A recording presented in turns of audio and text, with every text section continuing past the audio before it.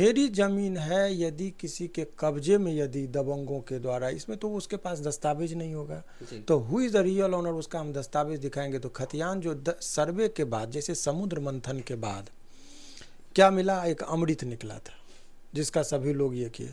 तो सर्वे के कार्य के बाद, एक जो मंथन के बाद जो प्राप्त होना है वो खतियान है। यानी कि सर्वे के बाद एक दस्तावेज तैयार होता है, जो मूल दस्तावेज, उसको खतियान कहते हैं। खतियान क्या है कि जमीन के संबंध में वो उसका पूरा डिटेल होता है उसमें, कि ये खाता नंबर, ये खेसरा नंबर, ये मालिक हो गए, इस मौजा में माने सारे चीज़ों का होता है, किन के कब्जा में है, क्या है, वो सारे चीज़ का आधार होता है। सर्वे के दौरान यदि उनके पास कोई दस्तावेज नहीं होगा तो दिखाएगा कि भाई इनके पास दस्तावेज का आधार नहीं है, तो उससे एक लाभ है।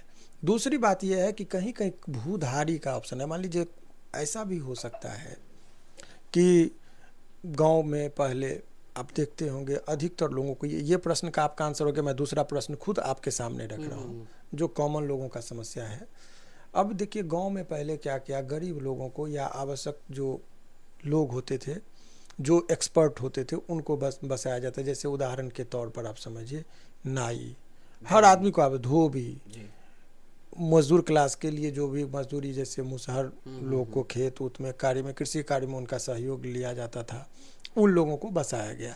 तो पहले क्या होता था कि जो जहाँ का सबसे बेकार ज़मीन होता था वहाँ पर बसा दिया। तो किसी को बांध के कात में, यानी जिसको हम लोग कहते हैं सड़क के किनारे ज़मीन की महत्व नहीं थी, बसा दिया गया। आज के डेट में 50 साल 60 साल से वहाँ पे वो रह रहा है। और अब क्या हुआ कि उल्टा हो गया कि गांव की ज़मीन का महत्व नहीं है, लेकिन सड़क के किनारे की ज़मीन का बहुत महत्व हो गया।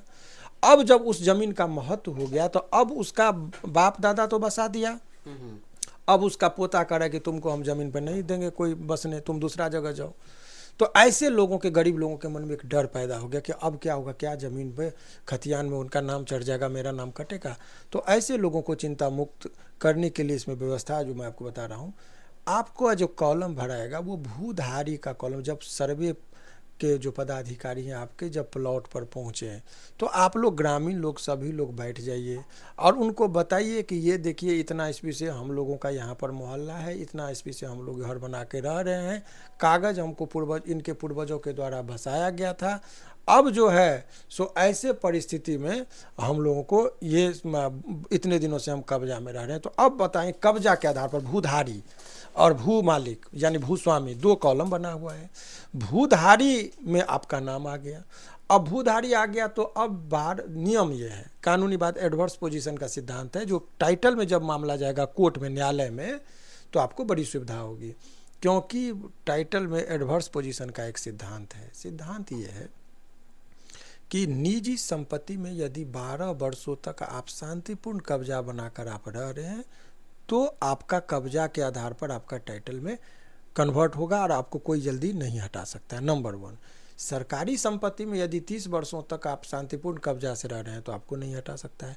तो भूधारी के कॉलम में यदि ये पता चल जाएगा कि यही, इससे पहले वाला भी सर्वे में, रिविजनल सर्वे में भूधारी में आपका नाम, आज भी भूधारी में, यानी कि कंटिन्यू कर गया। अब यदि उसका बेटा पोता यदि आपको हटाने जाएगा, या ज़मीन को अभी अधिग्रहण भी, बहुत रोड के किनारे की ज़मीन 4 लेन बन रहा है तो ले रहा है, तो ऑनर में उसका नाम आ जा रहा है तो पैसा उठाने के लिए, घर इसका टूट रहा है पैसा उठा रहा है, तो उस सब चीज़ झंझट में आपको माने दूर हो जाएगा यदि इसमें भूधारी वाले में आपका नाम ऐड हो गया तो।